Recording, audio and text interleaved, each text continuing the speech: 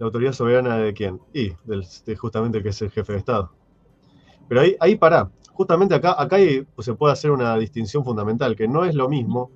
De hecho, Schmitt, como continuador de la tradición de Hobbes, en cuanto a lo que es el Estado, es precisamente el Estado y no el partido. Porque si algo tuvo el régimen, es que es el partido fagocitando al Estado.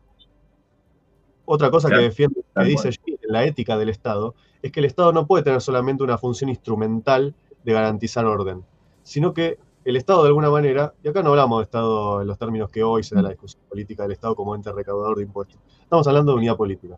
El Estado como concepto tiene que ser el depositario de lealtad y fidelidad. ¿En qué sentido?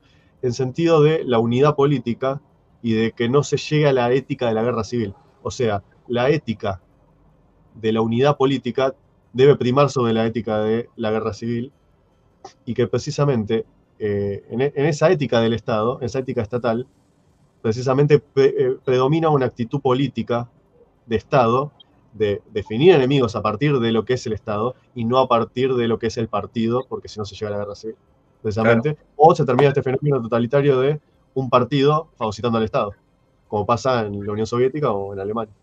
tal cual.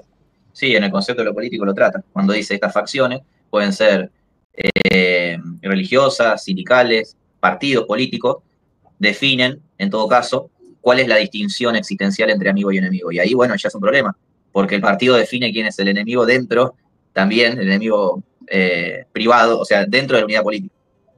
Exacto, exactamente. Para no llegar a la guerra civil se crea la democracia donde todos participan. Sí, sí, es que una cosa no niega la otra.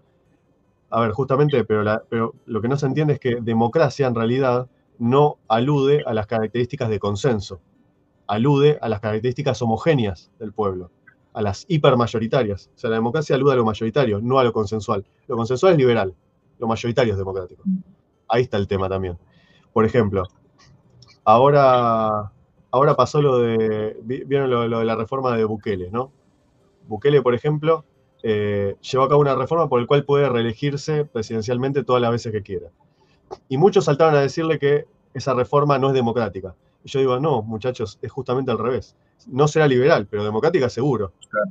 Porque está avalado en más de un 80% del electorado. Es lo más democrático que existe, de hecho. Porque apelar a la mayoría del pueblo, comunidad homogénea, eso es democrático. Apelar a los consensos de distintos grupos o partidos, eso es liberal.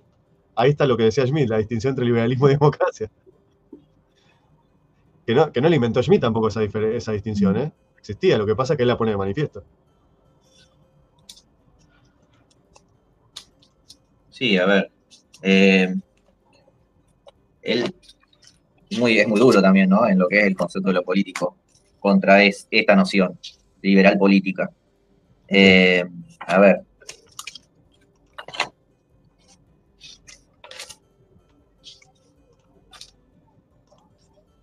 la moral se hace autónoma frente a la metafísica y la religión, la ciencia frente a la religión y al arte, la moral, etcétera. La moral, todos son la autonomía. Bueno, esto es propio de la modernidad, ¿no? Todos son esferas autónomas, Sí. que no se mezclan entre ellas. Independencia de normas y leyes en la economía, dejar hacer, dejar pasar, bueno, esta neutralidad, ante todo. Cualquier peligro, no hay enemigo contra el cual deba combatirse a vida o muerte si el mismo no lo quiere así personalmente. Lo que sería, ¿no?, la rebeldía esta del individualismo, que está el individuo por sobre todo. Sí. Si el individuo no lo quiere, no es necesario. Cualquier peligro de la libertad individual o de la propiedad privada implica violencia, pero si millones de personas son arrojadas a la miseria por la sentencia de un tribunal, eso es Estado de Derecho, ¿no? Entonces, esta cosa de poner por encima todo lo burocrático, administrativo, todos los consensos, por sobre la mayoría en realidad. Y ahí, bueno, vamos a este problema. En la vida real no gobiernan y dominan órdenes y regularidades abstractas, sino hombres y asociaciones concretas sobre otros hombres concretos. Exacto. El Estado son personas. Son personas. O sea, bueno, ¿no? El Leviatán, ¿no? ¿Cómo se conforma el cuerpo? Son personas. Eh, y de hecho, la estricta. Hay un nombre religioso histórico, ¿no? Por lo que fue ese momento. Para los que son los estrictos observantes de la ley, en la cual no te puedes correr la más mínima coma. ¿Te acordás cómo se llamaban? ¿Cómo? Fariseos. Sí, sí. Y sí, los estrictos observantes de la ley, por la cual no puedes tomar Mm, ninguna decisión autónoma, sí. porque, porque los doctos dicen que no, porque Mm, acá la coma. Eh, sí, eso sí. es No, y eso, ese problema de caer en los dogmatismos y en los fundamentalismos, también en el el dogmatismo. fariseísmo. Exactamente, sí, exacto. Esta cosa de que no contempla lo real. Siempre es el dogma, siempre es la ley, Exacto, y no la decisión. exacto. No lo vivo, Sí, claro, exactamente. No lo vivo. no se ancla en lo real, esa ley, tampoco. Exacto. Por eso él Se tenía entiende. como una especie de síntesis entre lo que era el positivismo jurídico de la época y el extremo decisionismo que llamaba orden concreto, Claro, que lo era, concreto. claro, entender lo concreto. Porque esto que se desentiende de la política también como religiones secularizadas es lo mismo. Se anclan sobre principios abstractos que al final no tienen un correlato en la realidad.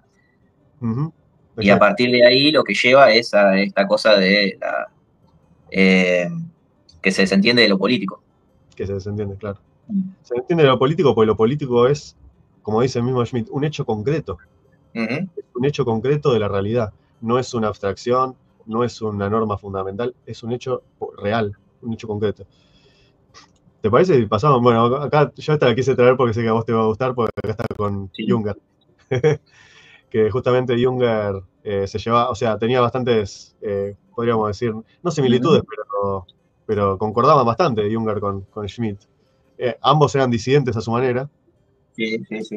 sí, sí, y formaron parte del pensamiento profundo de lo que era una, podríamos, a veces por ahí es medio arbitrario usar estas categorías, ¿no? Pero una derecha nacional que no tuviera ya el trauma de lo que fueron esas épocas. Y ya, aparte, una que después iba a cimentar lo que es las reflexiones de otros autores como Alain de Benoit y otros pensadores que iban a hablar en términos de la identidad europea, pero al mismo tiempo hacia una perspectiva de futuro. Porque Junger no rechazaba el debate, como habíamos hablado con el otro podcast, ¿no? No rechazaba y abrazaba el debate de la tecnología. Y Schmidt también es un gran pensador sobre el tema de la tecnología, formando o reformando las relaciones políticas. Sí, bueno, yo creo que Schmitt un poco más crítico que Junger, incluso creo que en el diario él dice que Junger ve la técnica desde una mirada positiva y no sé si Heidegger desde una mirada negativa, pero Más tiene pesimista. alguna diferencia ahí. Creo que Schmitt es un poco más crítico en el sentido de que él plantea que si hay una unidad del mundo solamente puede ser sustentada sobre una tecnocracia, Mm, ya no sobre, es la tecnificación lo que lleva a una visión de una gobernanza mundial, no claro. ya de un universalismo basado en la eticidad, como podría ser una cristiandad, por ejemplo, una visión un poco más humana, sino una gobernanza mundial, donde ya el hombre, estaría bueno también traer acá cuáles serían los peligros Mm, de está bien. esto que ven. La fe en el progreso y en la infinita perfectibilidad tuvo su origen en la Ilustración. Entonces, en el siglo XVIII no fue más que la convicción filosófica de unos cuantos intelectuales. En el siglo XIX fue el credo del positivismo, sus primeros profetas Saint-Simon y Comte, su Claro. misionero más eficaz Spencer. Hoy en el siglo XX hace ya tiempo que los intelectuales dudan que el progreso técnico y moral vayan unidos. Están tan sobrecogidos por la experiencia aterradora de los nuevos medios técnicos que han hecho más poderosos a los hombres, pero no mejores. Es la verdad que expresó Goethe, diciendo que nada es más pernicioso para el hombre que un acrecentamiento de su poder sin aumento de su bondad. O sea, él veía los peligros de esto, porque claro, decía, lleva a la anulación de lo político, Sí, la deificación de lo técnico. Eh, y bueno, y él dice, ¿cuál es la posibilidad ante esto? Y trae de nuevo un mito, y habla del catejo, el como Catejon, sí, aquel hombre o grupo de hombres que antes de la llegada, que puede llegar a demorar o detener lo que sería la llegada del anticristo.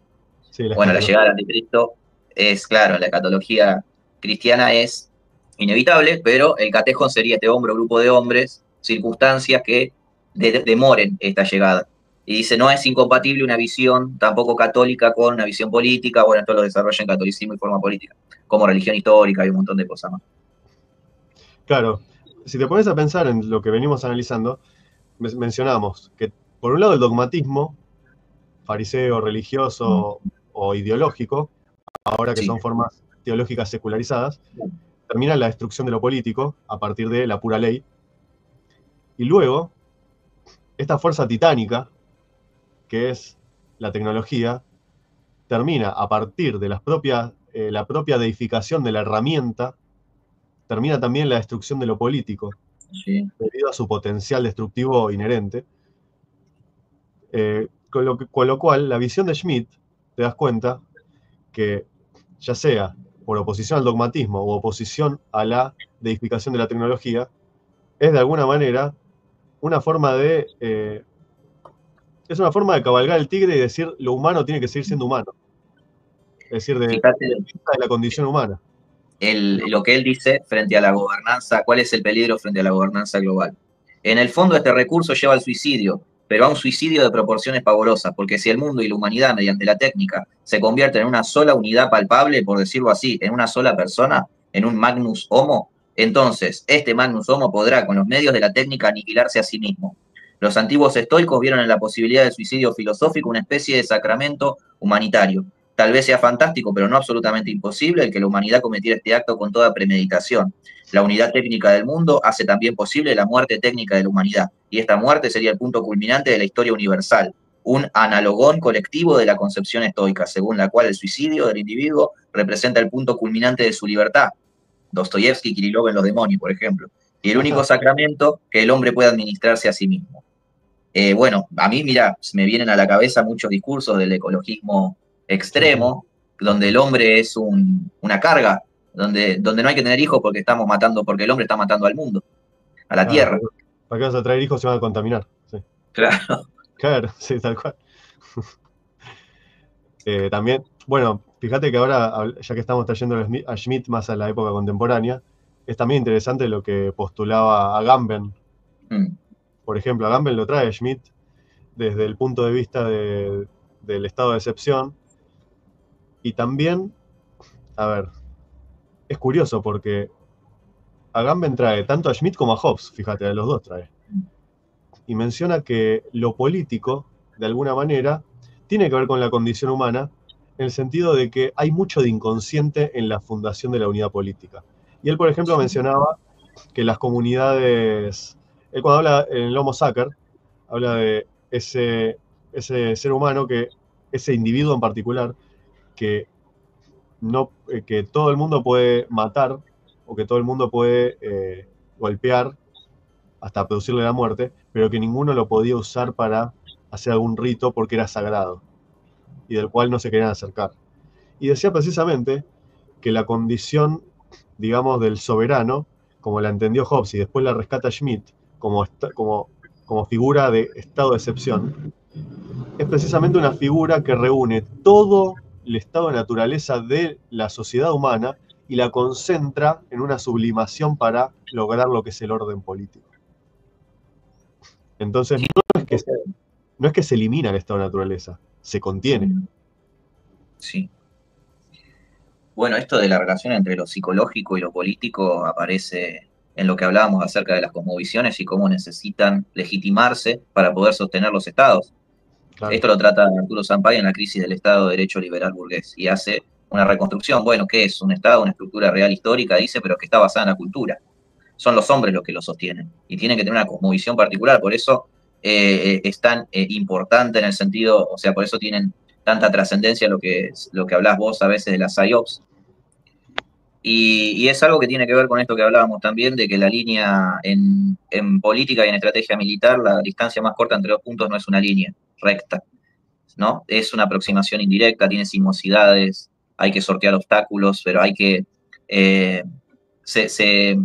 a veces se llega a un objetivo más próximo por el camino más largo, no por el camino que pensamos que es ese, el que nos va a llevar más rápido, sino por indirectamente, ¿no? Con otros métodos. Entonces siempre esto de lo psicológico y lo político tiene... Ahora, cuando hay solamente una pura utopía, no entra el hombre, no entra lo psíquico del hombre concreto en juego, ¿no? No, Se anula también.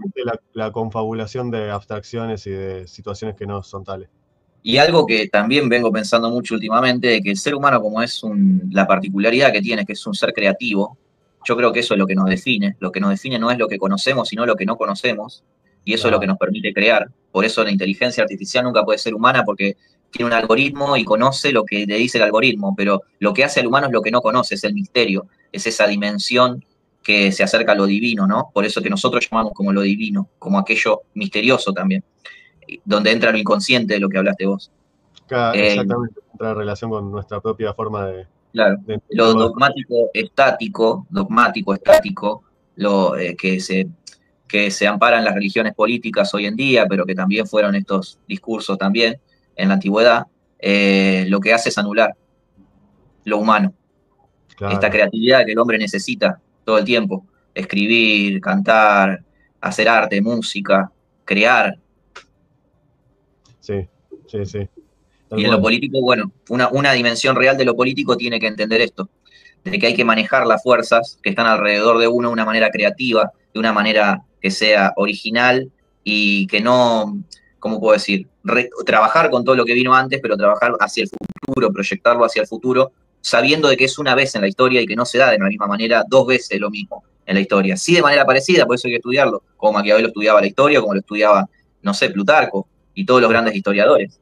Pero sí saber esto de que es particular, o sea, aparece una sola vez. Exactamente. Por eso Schmitt, fíjate que cuando habla de revolución, no lo habla tanto en términos políticos, sino históricos. Porque para Schmitt, precisamente, los distintos momentos de la historia donde, por ejemplo, acontece un cambio de descubrimiento, de creatividad, que es lo que vos estás mencionando, es lo que potencia un cambio de la forma de entender la historia, no solo de lo que va a venir, sino de lo que pasó antes. Es decir, vos a partir de trazar los nuevos mapas, de descubrir la navegación, no vas a ver de la misma manera los continentes nuevos que vas descubriendo tampoco, que forman parte de ese pasado que vos todavía no conocías. Ya no lo vas a percibir de la misma manera en que vos percibías tu pasado cuando todavía no existía el barco, por ejemplo. Tal cual. Y, Esos y son mucho, los, y mucho menos el avión y el cohete. claro. Y esos son los problemas con los que se han enfrentado todos los filósofos, pensadores también en su época, que muchas veces se lo ve y se les adjudica eh, culpas de las que creo que, yo no son, que no son quizás responsables, sino de que han sabido cabalgar el tigre en su momento y han utilizado las herramientas que tenían a su alrededor. Y hay que entender que todo lo que fue una iniciativa creativa en su momento, con el paso del tiempo se vuelve un dogma estático. Y Claro. eso termina siendo letra muerta, termina convirtiéndose en discursos para la subyugación y la opresión del hombre, no para su liberación. Claro.